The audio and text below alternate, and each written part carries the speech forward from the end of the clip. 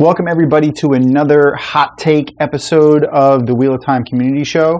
I am Tom, and we're going to jump right into the episode 6 hot takes.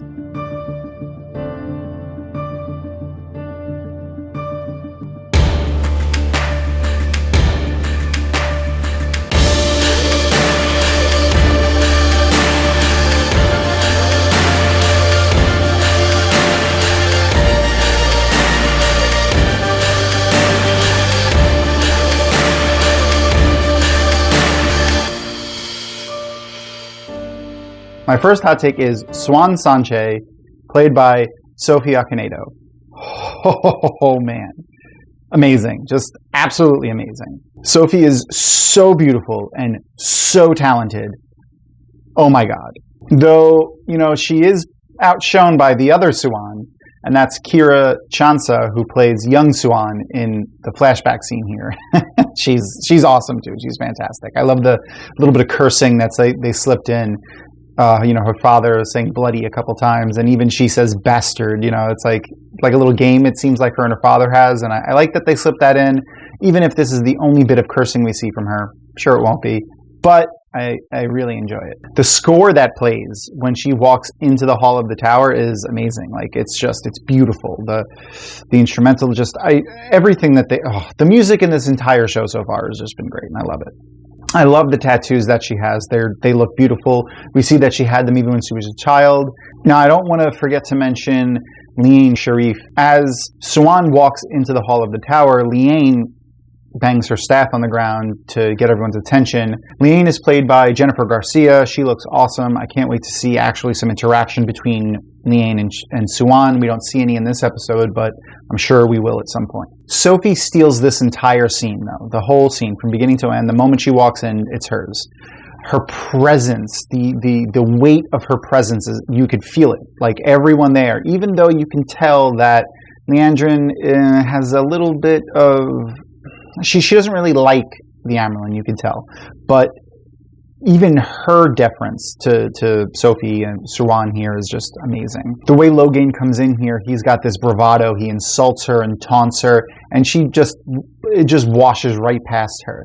She shuts him down, and at the end of that scene has him literally, with very few words, begging for her to kill him, for them to kill him, because of the fate that she has resigned him to, which is life in the tower as a cautionary tale to those who might try to take on the might of the White Tower. Speaking of Moiraine, that is my next hot take here. I know she might be the subject of a few of my hot takes, but you can't not talk about her in this episode and her depth. She's a cunning and powerful character with a massive presence, as shown as how she influenced Egwene, and how easily she weaves her words when she's talking to the Two Rivers folk throughout this episode. In the first half, she tells both parties, actually, she tells all three separate parties. So we have Nynaeve alone, then we have Perrin and Egwene, and we have Mat and Ren. She tells all three of them separately that she's watching for each of them, and she'll know when they come in, already knowing where they all are. So the way she words them is in a way that puts the people at ease while still not being the truth, and it's fantastic. She tells particularly Egwene that she has it on good authority that her friends are safe. The good authority is her own. She's seen them with her eyes at this point. So it's just masterfully done here. She's perfect. Moiraine, just cunning and cool and collected, just perfect. I said it once and I'm going to say it again. Rosamund is Moiraine for me. Now, she has this willingness to just accept whatever comes at her as long as she can get her job done. She obviously does not care about how others see her, her own standing within the White Tower of the Aes Sedai, or herself at all. She only cares about her mission. And her mission is to find the dragon and get them to the last battle, whoever they are. She shows that in the way she takes the penance that the Amyrlin hands out to her, which is exile. And speaking of the Amyrlin handing things to her, I so called Siuan. I so called them. I've been saying it for like a year that I was shipping them and that I could see them putting them together. I'm so glad that they did that. Because it's heavily hinted at in the books, And it is spoken about how they were pillow friends, but I really like that they're giving their relationship more credence in the show, which really just shows how strong in character Moiraine and Siuan are. The way that they can do what they had to do publicly to each other, and how they've been at each other over the years, so much so to make all of the Aes Sedai think that they hate each other. That brings me to the next hot take, ter'angreal. Now, for those who don't know, ter'angreal is the Wheel of Time's word for magic item in D&D. It is an item that is imbued with a magical power. Particularly, ter'angreals do things. It is an item that does something. So like a rod, for instance, that when you swear an oath on it, binds you to that oath. That is the ter'angreal. There are other types of magic items in the Wheel of Time, and those are called angreal and sa'angreal. And really, all sa'angreal is a more powerful angreal, which just makes the wielder of one stronger in the one power. We have yet to see the latter, angreal or sa'angreal, yet on screen, but we have seen a few ter'angreal. Now, the oath rod to be sure, but also in the opening sequence when Moiraine is like suiting up for her journey, putting on her armor, one of the things that she wraps in a cloth is a man sitting in a seated position. Now, the other ter'angreal I think we are seeing is, in fact, that weird doorway that she walks through to get to Siuan. I don't know if it's a gateway to a specific place in the physical world, or if this ter'angreal acts as a gateway into a meta plane, or a place outside of the pattern.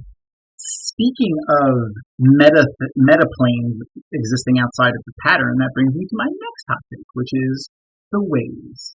Now, before I do mention the ways or the waygate itself, I want to say that it was great to see the party all together on screen. Like, we got the 5 people from the 2 rivers, we got Valon and Moiraine, and we have Lloyd. It was just great seeing all of them together on screen for the first time in one spot. Though I honestly don't think they're going to make it to the ways. I mean, they sent the horses away. Bella? No Bella in the ways? That's it. They're done. How can they make it to the ways without Bella and Albib and Mandar?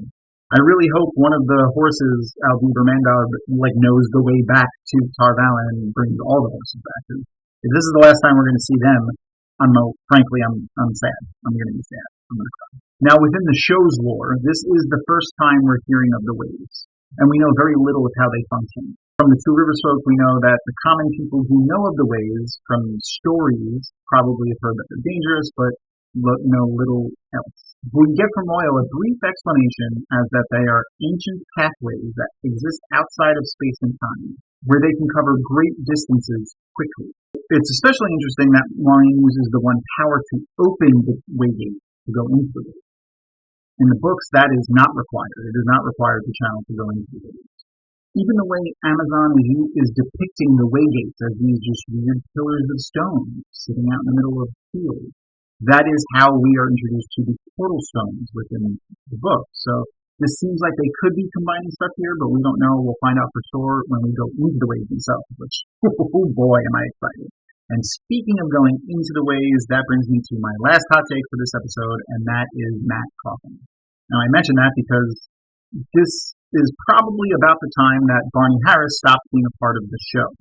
Now, as I said before, and I will continue to say, I really do hope that everything is okay with him and his family and his loved ones. But I say that because Matt doesn't join the group when they go into the waves, so this could be the last time we see Matt on screen for the rest of the episode.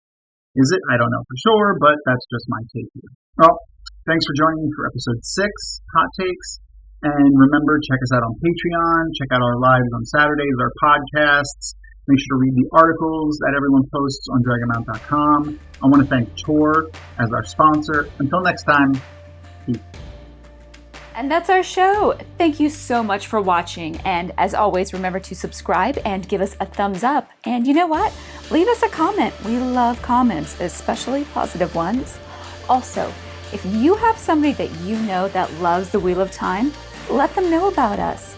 Also, a huge special thanks to our sponsor, Tor Books, as well as our amazing Patreon community. If you want to learn more about how this show is made or about the Wheel of Time in general, you too can become a Patreon.